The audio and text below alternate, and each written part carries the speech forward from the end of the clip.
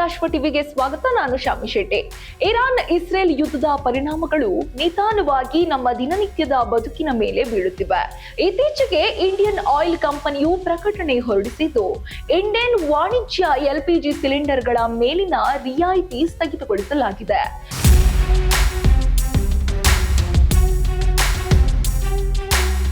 19 KG ಮತ್ತು 47.5 KG ಸಿಲಿಂಡರ್ಗಳಿಗೆ ಇದುವರೆಗೆ ನೀಡುತ್ತಿದ್ದ ಡಿಸ್ಕೌಂಟ್ಗಳನ್ನು ಮುಂದಿನ ಸೂಚನೆವರೆಗೂ ಕೂಡ ರದ್ದುಪಡಿಸಲಾಗಿದೆ. ಅಂದರೆ ಈಗಿನಿಂದ ವಾಣಿಜ್ಯ ಬಳಕೆದಾರರಿಗೆ ಯಾವುದೇ ರಿಯಾಯಿತಿ ಇಲ್ಲ. ಇದರಿಂದ ಹೋಟೆಲ್ಗಳು, ರೆಸ್ಟೋರೆಂಟ್ಗಳು ಹಾಗೂ ದೊಡ್ಡ ಮಟ್ಟದಲ್ಲಿ ಎಲ್ಪಿಜಿ ಬಳಸುವ ವ್ಯಾಪಾರಿಗಳಿಗೆ ಇದು ದೊಡ್ಡ ಶಾಕ್.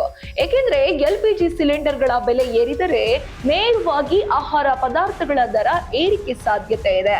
ಹೋಟೆಲ್ಗಳಲ್ಲಿ ತಯಾರಾಗುವ ಊಟ, ತಿಂಡಿ ಹಾಗೂ ಬೇಕರಿ ಉತ್ಪನ್ನಗಳ ಬೆಲೆ ಹೆಚ್ಚಾಗುವ ಸಾಧ್ಯತೆ ಇದೆ. ಸಾಮಾನ್ಯ ಜನರಿಗೆ ಇದು ಮತ್ತೊಂದು ಹೊರೆ. ಈಗಾಗಲೇ ಅಡುಗೆ ಎಣ್ಣೆ, ತರಕಾರಿ, ಧಾನ್ಯಗಳ ಬೆಲೆ ಏರಿಕೆ ಜನರನ್ನ ಕಂಗೆಡಿಸುತ್ತಿರುವಾಗ ಎಲ್ಪಿಜಿ ದರ ಏರಿಕೆ ಮತ್ತಷ್ಟು ತೊಂದರೆ ತರಲಿದೆ. ವಾಣಿಜ್ಯ ಬಳಕೆದಾರರು ಹೇಳುತ್ತಿರುವುದು, ರಿಯಾಯಿತಿ ಇಲ್ಲದಿದ್ದರೆ ನಮ್ಮ ಖರ್ಚು ಹೆಚ್ಚುತ್ತದೆ, ಅದನ್ನ ನಾವು ಗ್ರಾಹಕರ ಮೇಲೆ ಹಾಕಬೇಕಾಗುತ್ತದೆ. ಅಂದರೆ ನೇರವಾಗಿ ಇದು ಜನಸಾಮಾನ್ಯರ ಖರ್ಚು ಹೆಚ್ಚಿಸುವುದು ಖಚಿತ. ಹೀಗಾಗಿ ಇರಾನ್ ಇಸ್ರೇಲ್ ಯುದ್ಧದ ಪರಿಣಾಮಗಳು ಕೇವಲ ಅಂತಾರಾಷ್ಟ್ರೀಯ ಮಟ್ಟದಲ್ಲೇ ಅಲ್ಲ, ನಮ್ಮ ಅಡುಗೆ ಮನೆಗೂ ತಲುಪಿವೆ. ಎಲ್ಪಿಜಿ ಸಿಲಿಂಡರ್ಗಳ ಮೇಲಿನ ರಿಯಾಯಿತಿ ಸ್ಥಗಿತದಿಂದ ಮುಂದಿನ ದಿನಗಳಲ್ಲಿ ಆಹಾರ ಪದಾರ್ಥಗಳ ಬೆಲೆ ಏರಿಕೆ ತಪ್ಪದಂತೆ ಕಾಣುತ್ತಿದೆ. ಇದೆಷ್ಟು ಎಲ್ಪಿಜಿ ಕಥೆಯಾದ್ರೆ, ಇನ್ನು ಅಡುಗೆ ಎಣ್ಣೆ ಕಥೆನೇ ಬೇರೆ.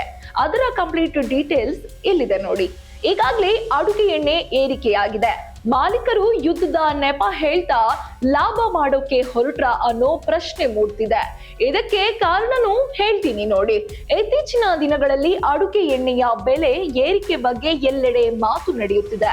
ಇರಾನ್ ಇಸ್ರೇಲ್ ಯುದ್ಧದ ಪರಿಣಾಮ ಎಂದು ಹೇಳುತ್ತಾ ಮಾರುಕಟ್ಟೆಯಲ್ಲಿ ಎಣ್ಣೆ ದರಗಳು ನಿಧಾನವಾಗಿ ಏರುತ್ತಿದೆ.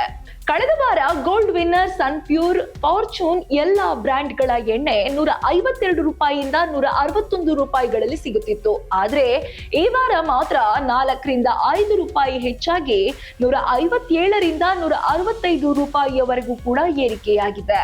ಜನಸಾಮಾನ್ಯರ ಪ್ರಶ್ನೆ ಏನಂದ್ರೆ, ನಿಜವಾಗಿಯೂ ಯುದ್ಧದ ಪರಿಣಾಮವೇ ಅಥವಾ ವ್ಯಾಪಾರಿಗಳು ಸಿಕ್ಕ ಅವಕಾಶದಲ್ಲಿ ಬೆಲೆ ಹೆಚ್ಚಿಸಿ ಲಾಭ ಮಾಡಿಕೊಳ್ಳುತ್ತಿದ್ದಾರಾ ಅಂತ.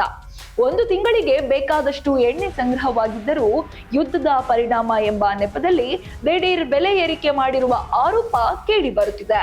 ಜನರು ಹೇಳುತ್ತಿರುವುದು, ಮಾರುಕಟ್ಟೆಯಲ್ಲಿ ಸರಕು ಕೊರತೆ ಇಲ್ಲ, ಆದ್ರೆ ಬೆಲೆ ಏರಿಕೆ ಮಾತ್ರ ಇದೆ. ಏನು, ಅಡುಗೆ ಎಣ್ಣೆ ದಿನನಿತ್ಯದ ಅಗತ್ಯ ವಸ್ತು, ಬೆಲೆ ಏರಿದರೆ ನೇರವಾಗಿ ಕುಟುಂಬದ ಖರ್ಚು ಹೆಚ್ಚುತ್ತದೆ. ಮುಂದಿನ ವಾರಗಳಲ್ಲಿ ಯುದ್ಧದ ತೀವ್ರತೆ ಕಡಿಮೆಯಾಗದಿದ್ದರೆ ಮತ್ತಷ್ಟು 10 ರಿಂದ 15 ರೂಪಾಯಿಯಷ್ಟು ಏರಿಕೆ ಸಾಧ್ಯತೆ ಇದೆ ಎಂದು ಅಂದಾಜು ಮಾಡಲಾಗಿದೆ. ಹೀಗಾಗಿ ಜನರು ಕೇಳುತ್ತಿರುವುದು, ನಿಜವಾಗಿಯೂ ಯುದ್ಧದ ಪರಿಣಾಮವೇ ಅಥವಾ ವ್ಯಾಪಾರಿಗಳ ಲಾಭದ ಆಟವೇ ಎಂದು.